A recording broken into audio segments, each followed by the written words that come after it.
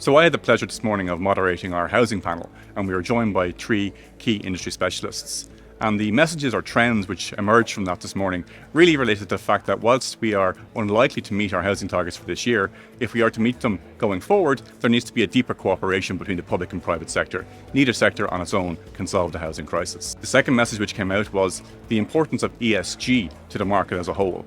And while we all want to see that happen and developments to succeed from an ESG perspective, it is very much dependent on government putting in the required infrastructure. And the third thing which came out quite clearly from our panellists on a number of occasions was the international capital that is seeking to deploy in Ireland. It's not tied to Ireland. Geographically, it's fleeting and can go anywhere. And if we continue to have uncertainty in the market, it may go elsewhere.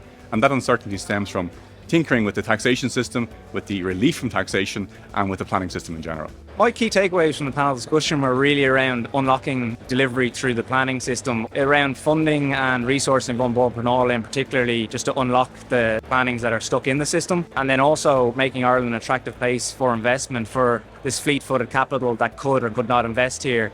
And making Ireland an attractive place for that capital to come is absolutely key in delivering residential units here. I had a couple of key takeaways today. The first one was that we're building large, high-specification apartments in comparison to our European neighbours. And what we need to do is better educate the public on that. Rather than blaming NIMBY culture, find a way to educate the general population on what we're achieving. And secondly, financially, the free market needs to deliver on 2/3 of those units.